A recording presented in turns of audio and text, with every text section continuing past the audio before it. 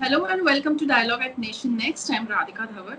Today, as we celebrate the 21st Kargil Vijay Divas and recall India's victory against Pakistan, let me introduce you to Mr. Sandesh Singalkar from Nagpur, who risked his life and who served as the air veteran in the Indian Air Force during Kargil War in 1999.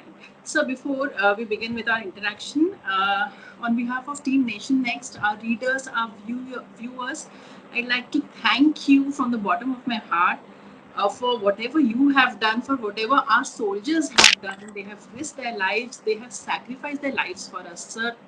A heartfelt thank you. Thank you so much, Radhika, for inviting me on Nation Next. And Nation Next is really a promising web channel right now, and it is making a very good news, and it is very popular nowadays. Thank you so much for inviting me on Nation Next. Thank you. मुझे sir आप सबसे पहले बताइए कि जब आप Kargil war की अगर हम बात करें 1999 में, तो I mean it's been 21 years, तो आप काफी यंग रहे होंगे तब, तो किस तरीके के आप मतलब क्या उम्र थे आपकी, सबसे पहले तो मुझे बताइए. थोड़ा सा बैक हिस्ट्री में जाएंगे हम लोग. आई ज्वाइन इंडियन एयरफोर्स इन 1988. 1988 की बात है, मैं एयरफोर्स ज्वाइन किया था. यहाँ से सिलेक्ट हुआ था, बैंगलोर गया था, बैंगलोर ट्रेनिंग किया. फिर बैंगलोर से पहली पोस्टिंग मुझे मिली थी दिल्ली की. वायु सेना भवन की पोस्टिंग मिली थी मुझे पहले. उसके बाद में 5 साल वहां रहने के बाद में मैं लद्दाख में पोस्टिंग हुआ था, लेह में पोस्टिंग हुई थी. 95 to 97 I was in Leh. जब हम लोग हार्ड एरिया में जब रहते हैं, उसके बाद में हम लोगों को एक चॉइस दिया जाता है. कुछ साल के लिए आप घर में जाइए, अपने हार्ड पोस्टिंग आपने कर लिया है, तो आप घर जाके थोड़ा सा 2-3 साल अपनी फैमिली के साथ में रह सकते हैं. तो I had given a choice for Nagpur. तो नागपुर चॉइस मिलने के बाद में मुझे डिप्यूटेशन पे बीएसएनएल के साथ में भेजा गया था. तो I work with BSNL for 4-5 years.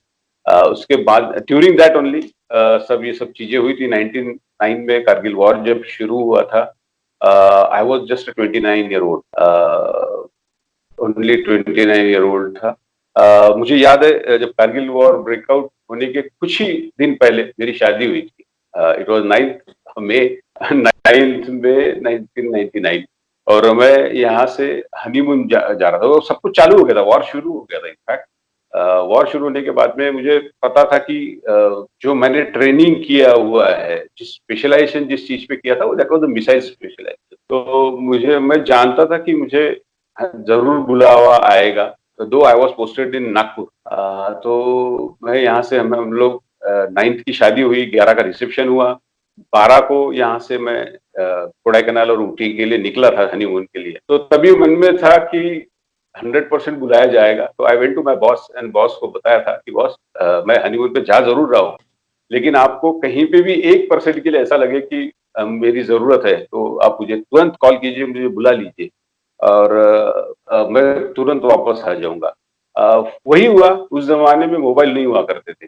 तो मैं जहां जहां जा रहा था हनीमून के लिए, जिस जिस होटल में मेरी बुकिंग थी, तो उसके लैंडलाइन नंबर्स मैं अपने बॉस के साथ में शेयर करके गया था कि ये मैं इस दिन से इस दिन तक कोडाईकनाल में रहूंगा, ऊटी में रहूंगा, इस होटल में रहूंगा. ये सब चीजें मैंने बता दिया था. तो हम लोग कोडाईकनाल जैसे ही पहुंचे, मुझे याद है कोडाईकनाल पहुंचने के बाद में मैं जब सुबह हम लोग घूमने निकल गए, शाम को जब वापस आए हम लोग, hardly it was the next day, तीसरा दिन था शायद, हनीमून का दूसरा दिन था. तो हम लोग घूम के वापस आए, तो होटल मैनेजर ने मुझे बताया, sir there is a call for you from Nagpur. तो मैं समझ गया था कि, और मिसेस को भी बता दिया था कि कॉल आ गया है और शायद चलना, पैकिंग कर लो. तो again I call back to my boss. तो बॉस ने मुझे पूछा क्या इरादा है. मतलब इरादा क्या, आप ये ऑप्शन मत दीजिए, बोला मुझे. मैं जिसके लिए यूनिफॉर्म पहना हुआ है, मैंने जिसके लिए ट्रेनिंग लिया है, जिसके यूनिफॉर्म पहना है, जिस देश की मैंने सौगंध खा के इस मिट्टी की सेवा करने की मैंने कसम खाई है, तो उसके लिए मैं आ रहा हूँ वापस. There is no reason that I should spend my rest of days in enjoying honeymoon. तो तुरंत वापस आ गया. दूसरे दिन ही मैं नागपुर रिपोर्ट किया. नागपुर रिपोर्ट करने के बाद में नेक्स्ट डे हाथ में वारंट पकड़ा दिया गया, चलो Kargil. the journey started from there. I think शादी के 10वें में 9th को शादी हुई थी. 21st में को मैं कारगिल में था. और जितने लोग मुझे शादी के रिसेप्शन में हमारे थे नहीं, उससे ज्यादा रेलवे स्टेशन पे आए थे छोड़ने के लिए। तो मुझे याद है मैं राजधानी से ट्रैवल कर रहा था, तो मुझे लोगों ने पूछा, आजू बाजू के लोगों ने, इतनी भीड़ किस चीज की है? बोले आप कहीं फॉरेन वॉरेन जा रहे हैं क्या? मतलब नहीं, फॉरेन नहीं जा रहा, फॉरेन से थोड़ा सा ऊपर जा रहा हूँ। तो I remember that thing also. वहां पे स्टेशन पे काफी रोना धोना चल रहा था। पूरे फैमिली, इन लॉज की तरफ से सारे लोग, मेरे घर के सारे लोग, सारे आए थे और सब रोना धोना चल रहा था। बट एक सेंस तो मन में था कि, सबके मन में ये था कि चलो हमारा बेटा देश के लिए काम आ रहा है और देश के लिए जा रहा है। सर बट वो कितना एक डिफिकल्ट, या फिर शायद आप जिस तरीके से बता रहे हैं आपके लिए शायद वो एक इजी डिसीजन था, बट फैमिली के लिए इट्स वेरी डिफिकल्ट। तो एक न्यूली मैरिड आप थे, तो आपकी वाइफ के लिए कितना डिफिकल्ट था, पेरेंट्स के लिए कितना डिफिकल्ट था? ऑफ कोर्स भी काफी डरे हुए होंगे कि my God this is exactly. अभी तक क्या होता था कि हम लोगों ने जितने वॉर थे या जो भी चीजें थी वॉर से रिलेटेड, हम लोगों ने पिक्चरों में देखते थे। और पिक्चर में ऐसा दिखाया जाता था कि एक फौजी घर से जा रहा है और बॉर्डर पे जा रहा है, वहां लड़ाई हो रही है, युद्ध हो रहा है, वहां पे शहीद हो गया और शहीद होने के बाद में उसकी अर्थियां वापस आ रही है। ये इसके कारण काफी डरे हुए थे सब लोग। और घर में कोई डिफेंस बैकग्राउंड नहीं था। My father was a doctor, wife was a doctor. तो कोई सवाल ही नहीं था किसी के घर में ये सब चीजें पता रहने की कि डिफेंस एक्चुअली होता क्या है। तो शादी होके जस्ट हार्डली 10-12 दिन ही हुए थे, तो वाइफ ने भी कभी डिफेंस का माहौल देखा नहीं था। आई वाज मैं हम तो I used to be used to वगैरह इन सब चीजों से। लेकिन घर में काफी माहौल था, सब लोग डर गए थे, काफी परेशान थे, काफी रोना धोना शुरू हो गया था कि हनीमून गए और वापस तुरंत बुला लिया गया। तो ये सब चीजें बहुत काफी डर गए थे सब लोग घर में और काफी परेशान थे। मुझे याद है जब मैं गाड़ी निकल रही थी नागपुर रेलवे स्टेशन से, तो वाइफ ने बाद में मुझे बताया कि नागपुर रेलवे जो पुराना ब्रिज हुआ करता था नागपुर रेलवे स्टेशन का, उस ब्रिज के ऊपर जाके वो 1 घंटा रोई थी। तो सीइंग डिपार्टेड ट्रेन देखने के बाद में उसका जो रोना धोना शुरू हुआ था, काफी 1 घंटा तक वहीं रुकी थी, उन्होंने बाद में बताया मुझे। बट ठीक है, पार्ट ऑफ लाइफ। और मुझे लगता है कि सभी जिन लोगों ने यूनिफॉर्म पहना है तो वो देश के लिए काम आए, उसीलिए यूनिफॉर्म पहनना चाहिए। अदरवाइज सब लोगों को यूनिफॉर्म पहनने की इतनी हिम्मत नहीं होती है। और मुझे लगता है कि मैं इस देश के कुछ काम आया और मैंने अपनी जिंदगी के कुछ साल, लगभग 16 साल डिफेंस सर्विसेज के लिए, देश सेवा के लिए दिया, तो इससे बड़ा मेरा कोई गौरव नहीं है। इंडियन गवर्नमेंट ने ऐसा कहा जाता है कि उस वक्त एक बहुत बोल्ड डिसीजन लिया था for the first time. I am not too sure, आप बता सकते हैं कि फर्स्ट टाइम उस वक्त पे एयरफोर्स को ग्राउंड टास्क भी दिया था, जिसके वजह से एक सिग्निफिकेंट कंट्रीब्यूशन उनका उसमें भी रहा है। तो क्या आप कुछ बता पाएंगे उस बारे में? एग्जैक्टली वही हुआ था कि जो जैसे इंटेंसिफाई हो गया था वॉर, काफी आर्मी काफी आगे तक पेनिट्रेट हो चुकी थी और 1-to-1 फायरिंग हो रही थी। So Air Force has taken a wise decision deploying people like us. I was in the ground staff basically. I was in missiles. That my missile was a SAM, shoulder to surface surface to air missile था। तो हम लोगों को भी deploy किया था, plus air strike भी उन्होंने शुरू कर दिया था। स्टार्टिंग में जो Mi-17 को थोड़ा सा क्रैश होने की नौबत आई थी, तो उसके बाद में पता चला कि उनकी कैपेसिटी भी ज्यादा थी उस वक्त डिप्लॉयमेंट की। तो उसको काउंटर करने के लिए एयरफोर्स ने एक बहुत अच्छा डिसीजन लिया था कि ground as well as ground में आर्मी को सपोर्ट करना है, ग्राउंड में अपने लोग भी डिप्लॉय करना है, प्लस एयर सर्विलेंस उनको देना है। तो it was a really wise decision from that time to government. ज़्यादा ठंड रहती है, टफ टेरेन्स भी रहते हैं, तो और आई थिंक हाईएस्ट वो ऑल्टीट्यूड 18,000 फीट पे था, तो बहुत ज़्यादा हर तरीके से बहुत मुश्किलों का सामना आपको करना पड़ा होगा। तो वो किस तरीके की स्ट्रगल थी? मतलब इमोशनल स्ट्रगल एक हो गई, वो तो बहुत ही बड़ी इमोशनल स्ट्रगल है। उसके बाद फिजिकल स्ट्रगल भी है, उस वेदर में रहना, उस स्टेट ऑफ माइंड में रहना, आप कैसे सर्वाइव कर पाए वो सब?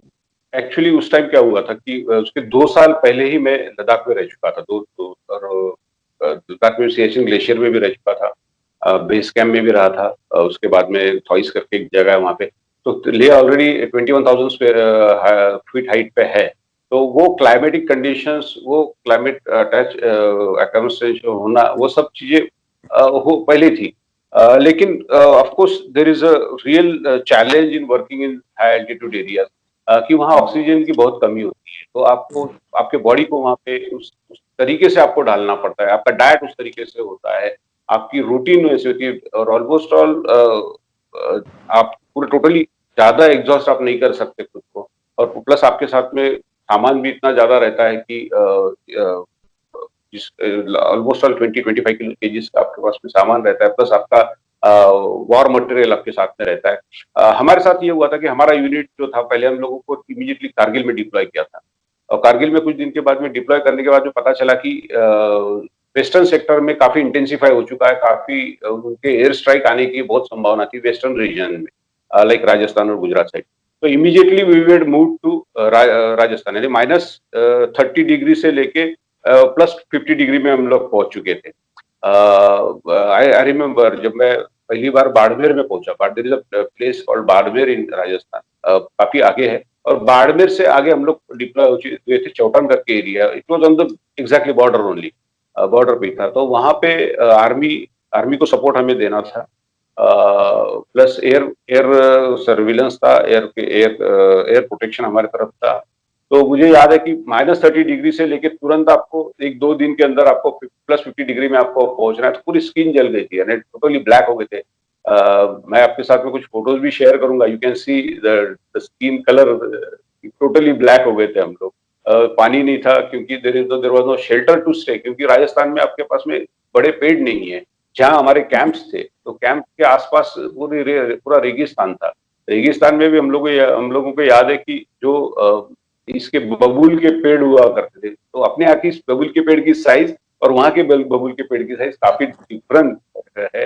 बहुत छोटे हुआ करते हैं वहां पे बबूल के पेड़, तो हमें याद है कि हम लोग सैंड को ऐसा डिग करके उसके नीचे थोड़ा सा गड्ढा करके वहां पे हम लोग जितना शैडो मिल सके, तो दिन भर जैसा जैसा सन की डायरेक्शन रहेगी, उस सन के डायरेक्शन में हम लोगों को बबूल के पेड़ के नीचे खुद को छुपाना पड़ता था, प्लस एरिया सैनिटाइजेशन होता था। आपको सेंसिटाइज करना पड़ता था, पूरे एरिया को क्लीन करना पड़ता था, क्लीन इन द सेंस कि टायर के मार्क्स किसी को दिखे नहीं, क्योंकि उस टाइम ड्रोन्स वगैरह तो उतना नहीं थे, लेकिन जो एयरक्राफ्ट अंदर आते फोटोग्राफी के लिए आते, तो उसमें टायर्स के निशान से पता चल जाता था कि आपको आपका एग्जैक्ट लोकेशन क्या है, तो वो काफी रियल टफ टाइम। सर उस वक्त पे ऑफ कोर्स कम्युनिकेशन तो और भी मुश्किल रहा होगा, इन जनरल भी कम्युनिकेशन काफ़ी 21 इयर्स पहले इतना ज़्यादा एडवांस नहीं था, तो फैमिलीज तक मैसेजेस कैसे पहुंचते थे आपके सलामती के, या फिर आपके कोई मैसेजेस या उनके कोई मैसेजेस? याद तो ऑफ कोर्स आती ही होगी, हम मूवीज में भी देखते हैं, तो मूवीज में देख के इतनी तकलीफ होती है, रियल में तो we can not even imagine. As I said कि हमारे पास में उसके कम्युनिकेशन का कोई साधन नहीं था। मुझे याद है चौटन से जब हम लोग डिप्लॉय होते चौटन में, तो चौटन से आगे बॉर्डर पे हम लोग, तो बॉर्डर से लेके चौटन एक छोटा सा गांव था, it was very small tiny village, उसमें एक टेलीफोन बूथ होता था, एसटीडी बूथ था, तो वो जहाँ वहाँ आर्मी भी डिप्लॉय थी, एयरफोर्स भी डिप्लॉय थी, और काफी लोग वहाँ पे ज्यादा डिप्लॉय थे, तो सबको अपने घर में बात करनी रहती थी, तो मोबाइल्स नहीं थे या बाकी दूसरा कोई कम्युनिकेशन नहीं था। हमारे पास न्यूज़पेपर भी 2-2 3-3 दिन के बाद में पता मिलते थे हमको पढ़ने के लिए, या कई दिन तो न्यूज़पेपर भी नहीं मिलते थे। तो वहाँ एक टेलीफोन बूथ पे जाके आपको नंबर लगाना है, नहीं जो एक 300-400 लोगों की वेटिंग रहती थी, एक लाइन में लोगों 200-300 लोग खड़े रहते थे। शायद ही नंबर आता था आपका, 2-2 3-3 दिन का नंबर भी नहीं आता, और आपको एक ही बार डायल करने का मौका मिलता था, अगर एक बार डायल, और वहाँ सिंगल लाइन हुआ करती, यानी वहां से चौटन से लेके तो नियरेस्ट उनका कोई बीएसएनएल का कोई भी जो भी सेंटर होगा, वहां पे सिंगल लाइन थी, तो इसके कारण वहां पे लाइन का कंजेशन भी काफी था, और वहां से घर पे बात करना, यानी आपको एक ही बार ट्राई करने देते थे, अगर आपका लग गया तो ठीक, नहीं तो आप बाद में ट्राई कीजिए। हम लोग याद है जब शाम को आफ्टर सनसेट हम लोग, और बिफोर डिनर का एक छोटा सा टाइम हुआ करता था हमारे पास में, 1 घंटे का, 1 घंटे के लिए हमें 7 किलोमीटर हमको पैदल चल के जाना है, 7 किलोमीटर के बाद में लाइन में लगना है, उसके बाद में एक बार टेलीफोन ट्राई करना है, टेलीफोन अगर लग गया तो घर वालों से बात होती थी, अदरवाइज बात नहीं होती थी। तो हम लोग ये करते थे कि हम लोग वो टेलीफोन बूथ वाले को घर का नंबर देते थे, और उसको पैसे दे के आते थे कि उसको आपको दिन भर में जब भी मौका मिले, के नंबर पे फोन करके बोल देना कि सब ठीक है, बस इतना ही हम लोग उसकी मैसेज छोड़ पाते थे। लेकिन वो that was one way communication, कभी बात नहीं होती। तो मुझे याद है शादी के बाद में शायद मैंने 1 महीने के बाद में जब जब कारगिल के लिए निकला था, तो शायद पहली बात मेरी जो हुई थी 1 महीने के बाद। तब तक घर वालों को ये नहीं पता था कि मैं कहाँ हूँ, क्या हूँ। जब मेरा कारगिल से मूव भी हम लोग वेस्टर्न रीजन में हुए थे, तो घर वालों को ये भी नहीं पता था कि I was move to western region. तो 1 महीने के बाद में जब मैंने उनको बताया कि मैं right now I am in western region, तो तब उनको पता चला कि I am there. My God sir, I am so glad आपने ये बात बताई, क्योंकि हमें जितना दिखता है हम उस पर से अज्यूम करते हैं, but there are so many small things also जो इतनी बड़ी होती है, जो हमें शायद दिमाग में भी नहीं आती है कि कम्युनिकेशन कैसे होता होगा। सर, आपकी मील्स का आप लोगों के खाने का क्या रहता था? ऑब्वियसली आपको ऐसा भी कुछ खाना है जो कंडीशंस, वेदर कंडीशन को ध्यान में रख के खाना है, आपकी हेल्थ को ध्यान में रख के भी खाना है, तो किस तरीके का खाना भी आपने उस वक्त पे, वॉर के वक्त पे खाया है? कारगिल में तो आपको पैक फूड ही मिलता था। जो पैक फूड आपके पास में रहता था तो वही मिलता, लेकिन खाना अच्छा रहता था। खाना फौज में सबसे अच्छी चीज रहती है कि आपको खाना अच्छा मिल जाता है। द ओनली थिंग इज, यहाँ पे जब हम लोग वेस्टर्न रीजन में मूव हुए थे, तो वहाँ पे टेंट में हम लोग रहते थे। किचन भी हमारा टेंट में था। तो लेकिन वो उतने अच्छे टेंट नहीं हुआ करते वहाँ पे। अपना सैंड स्टॉर्म गर्मियों के सीजन में, मई के सीजन में सैंड स्टॉर्म निकलते हैं। सैंड स्टॉर्म इतने पावरफुल रहते कि आपका पूरा जो भी टेंट के अंदर पूरा इतनी इतनी लेयर आपको सैंड की आपको मिल जाएगी, और ऊपर से गर्म सैंड की ये मिलती थी। नहाने का कोई बंदोबस्त नहीं था, पानी की शॉर्टेज थी वहाँ पे। मुझे याद है मैं शायद 8-10 दिन के बाद में एक बार नहाते थे हम लोग। प्लस खाने में रेत काफी खा लिए थे हम लोगों ने, सैंड काफी खाने मिल जाती थी उस वक्त। और खाने का वैसा जुनून जब सर पे रहता है तो खाना वाना सब मिल जाता है इंसान, जो मिल जाए वो ठीक था। और बस देशभक्ति ध्यान में रहती है कि देश के लिए लड़ना है, कोई एक चीज ध्यान में रहती है। सर, ऑपरेशन जैसे टाइगर हिल के बारे में ऑफ कोर्स सबको पता है, बट कुछ यंगस्टर्स भी हैं जिन्हें बहुत ज़्यादा अभी आइडिया नहीं है, तो अगर आप एक बार बता सकते हैं टाइगर हिल के बारे में, विक्रम बत्रा जी उनके बारे में भी अगर कुछ बता पाए। मैं कैप्टन विक्रम बत्रा जी से तो मैं मुलाकात नहीं हो पाई, और लेकिन हम लोग सिर्फ क्योंकि उसका कम्युनिकेशन नहीं था, हम लोग बाद में आने के बाद हमको पता चला कि कैप्टन विक्रम बत्रा शहीद हो चुके हैं करके। क्योंकि वो उस टाइम बहुत ज्यादा न्यूज हमारे पास में आती नहीं थी, क्योंकि कम्युनिकेशन था ही नहीं कुछ भी। जो कम्युनिकेशन हमारे पास में, हमारा इंटरनल कम्युनिकेशन था, उस पर ये सब बातें नहीं करते थे, करना अलाउ भी नहीं था।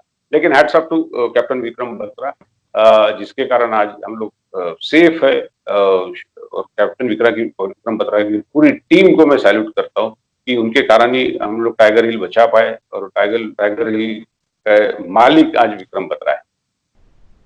Sir, what kept you going उस वक्त पे, मतलब किस तरीके की, ऑफ कोर्स एक देशभक्ति की फीलिंग तो रहती है कि मुझे ये करना है करके, बट इतने इमोशनल टर्बुलेंसेस भी रहते हैं, कम्युनिकेशन नहीं हो पाते, तो वो कौन सी एक चीज रहती है जिसकी वजह से ऐसा लगता है कि नहीं बस अब करना ही है? ऑफ कोर्स आप एक वॉर फ्रंट पे होते तो आप में ऑटोमेटिकली फीलिंग आती है, बट कितना मुश्किल रहता है वो? क्या कभी मोरल बूस्टिंग उस वक्त पे हमारे प्रधानमंत्री जी से कुछ हौसला अफजाई हुई सबकी, या कुछ ऐसी कोई एग्जांपल्स, इंस्टेंसेस है आपके?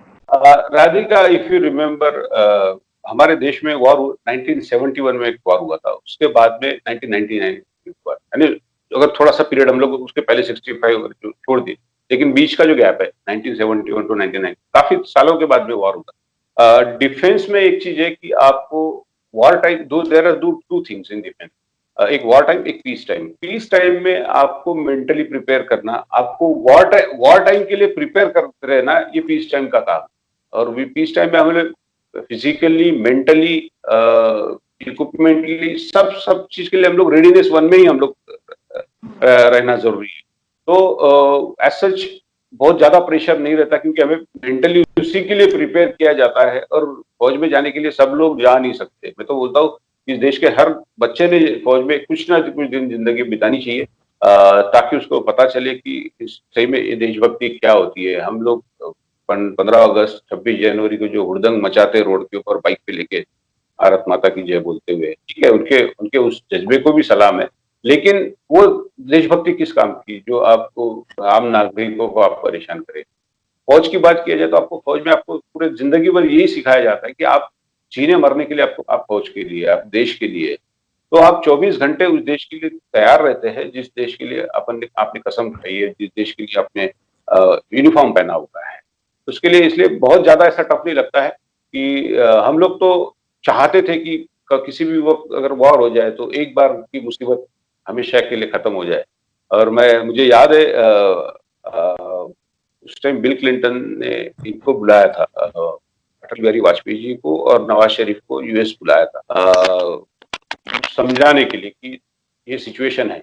और मुझे याद है कि उस टाइम एक टाइम्स ऑफ इंडिया में एक आर्टिकल आया था उस टाइम, वो जो कटिंग हमारे यहाँ काफी फेमस हुई थी उस टाइम पे कटिंग, तो एडिटोरियल था। एडिटोरियल में ऐसा लिखा था कि do you want to delete Pakistan from the world map, ये उसका हेडिंग था।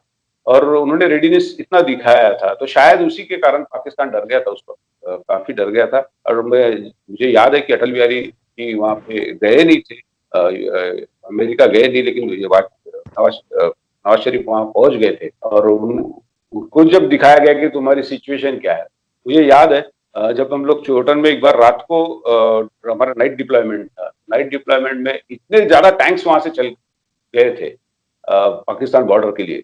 तो मुझे लगता है कि शायद अगर उतने सारे टैंक्स अगर एक साथ पाकिस्तान के अंदर घुस भी जाते थे तो आज पूरा ग्राउंड रहा पूरा नेस्तनाबूद करके उसको एक प्लेन ग्राउंड बन गया रहता पाकिस्तान, कुछ भी बचा नहीं रहता उसके पास। सर, आज इंडिया और चाइना के स्टैंड ऑफ के बारे में आप क्या कहना चाहेंगे? ऐसे कौन से तरीके हैं जिसकी वजह से we can safeguard ourselves? Radhika, अभी कोई भी इस दुनिया की कोई भी कंट्री एक फुल फ्लेज वॉर के लिए कभी तैयार नहीं है, और ना ही bullet is not the solution to draw the lines between the nations. मुझे नहीं लगता है कि बुलेट के कारण ही बुलेट से हम लोग किसी देश की एक रेखाएं हम लोग ये कर सकते।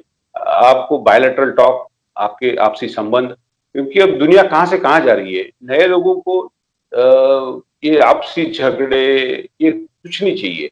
उनको एक डेवलपमेंट चाहिए। टेक्नोलॉजी ड्रिवन यंगस्टर्स है अभी, अपनी जो पूरा वर्ल्ड जिस तरीके जिस स्पीड से आगे जा रहा है, उस स्पीड को मेंटेन करने के लिए आपको वॉर या बाकी ऐसी कॉन्फ्लिक्ट चीजें उनको नहीं चाहिए। उनको चाहिए पीस चाहिए, आपको शांति चाहिए उनको।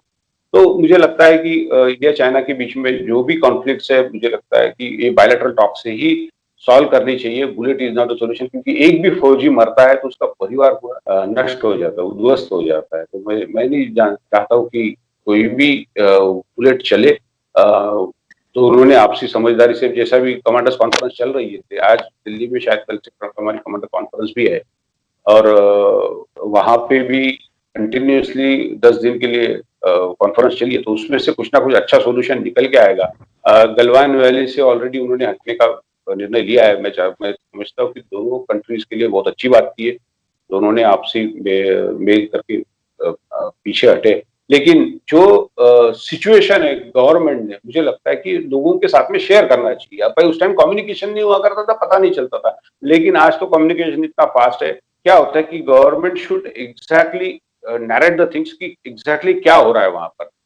लोग सोशल मीडिया के कारण स्पेकुलेशंस लगाते, कुछ भी उटपटांग चीजें भेज देते, जिसको जैसा मर्जी आए वैसा तोड़ मरोड़ के बोलना चालू कर देते। उसमें क्या होता है कि अपनी कंट्री की भी एक छवि खराब हो जाती है उसमें, और देश की भी पूरी छवि खराब होती है। मुझे ऐसा लगता है कि गवर्नमेंट ने ब्रीफिंग देके कंटिन्यूसली, ठीक है, जो डिफेंस के इंटरनल मामले वो शेयर मत कीजिए, लेकिन ग्राउंड रियलिटी तो आप शेयर कर सकते हैं कि एग्जैक्टली क्या ग्राउंड रियलिटी है। मुझे लगता है कि ये गवर्नमेंट ने ये पिछले कुछ दिनों में ग्राउंड रियलिटी छुपा के बहुत बड़ी गलती किया हुआ है। सर, मेरा एक आखिरी सवाल है कि आप एक पॉलिटिशियन भी है, आप एक एक्टिविस्ट भी है, आप एक जर्नलिस्ट भी है, बिकॉज आप एक न्यूज़ पब्लिकेशन भी रन करते हैं, और आप एक डिफेंस फोर्स को भी बिलोंग करते हैं। आप उससे भी बहुत लंबे समय तक जुड़े रहे।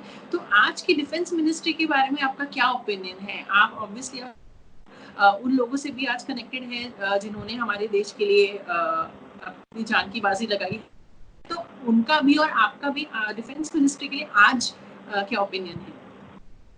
मुझे लगता है कि अभी जो एग्जैक्ट पोजीशन अभी जो है देश की, तो जो करंट सिचुएशन होती है, जो दिल्ली में नॉर्थ ब्लॉक में जो बैठे हुए बाबू या अधिकारी लोग, जो ब्यूरोक्रेट यहाँ बैठे हैं, उनको ग्राउंड रियलिटी वहाँ की पता नहीं होती है। मुझे लगता है कि जो भी नॉर्थ ब्लॉक या ईस्ट ब्लॉक में जो भी बैठे हैं, उन लोगों को कुछ दिन के लिए पोस्टिंग के लिए फ्रंट पे भेजना चाहिए, ताकि वो आसानी से उनको पता चले कि एग्जैक्टली पोजीशन क्या है और क्या उनको करना चाहिए देश को सुरक्षित रखने के लिए। बहुत बार ऐसा होता है कि डिफेंस मिनिस्ट्री को डिफेंस के रिप्रेजेंटेटिव्स काफी कम रहते हैं उसमें। मुझे लगता है कि डिफेंस मिनिस्ट्री में भी ज्यादा से ज्यादा लोग जो यूनिफॉर्म लोग हैं उनको रिप्रेजेंटेशन देना चाहिए, उनकी बातें सुनना चाहिए, क्योंकि उनको ग्राउंड रियलिटी पता होती है उनसे टेरेन में क्या होता है। क्योंकि क्या होता है कि ठीक है, हम अभी कारगिल की बात कर रहे हैं हम लोग, लेकिन सेम सिचुएशन बांग्लादेश बॉर्डर पे नहीं हो सकती है, सेम सिचुएशन राजस्थान बॉर्डर पे नहीं हो सकती है, अरुणाचल में अलग सिचुएशन है, साउथ में अलग सिचुएशन है, सब जगह पे अलग सिचुएशन है, थ्रेट सभी जगह से है। हम लोग एक जगह से कॉन्ट्राडिक्ट करके थंब रूल बना नहीं सकते कि देश को सुरक्षित रखने के लिए फौजियों ने ये करना चाहिए, फौजियों ने ये करना चाहिए, ऐसा नहीं हो सकता है। तो आपको इनको जितने भी बाबू लोग हैं उनको कंपल्सरीली कम से कम 2 साल के लिए फ्रंट पे पोस्टिंग देना चाहिए, मुझे ऐसा लगता है देना ही चाहिए। Thank you so much sir, हमसे जुड़ने के लिए बहुत बहुत शुक्रिया and we are really grateful to you and बाकी भी हमारे देश के जवानों के लिए। होप कि आप इसी तरीके से हमको इंस्पायर करते रहे और हम maybe we live up to your expectations. Thank you so much Radhika, और मैं पूरे देश आपके नेशन नेक्स्ट के माध्यम से सारे देश के यंग लड़कों को मैं ये बोलना चाहता हूँ कि आप करियर कोई भी चुने, लेकिन 2-3 साल के लिए आप फौज की सेवा जरूर करें, और जो भी फौजी आपको मिलता है उसको सैल्यूट करते रहे। Thank you so much. Thank you so much. Thank you sir, thank you. Subscribe to Nation Next YouTube channel and press the bell icon to get regular updates from Nation Next. Also like Nation Next Facebook page and follow us on Instagram and Twitter.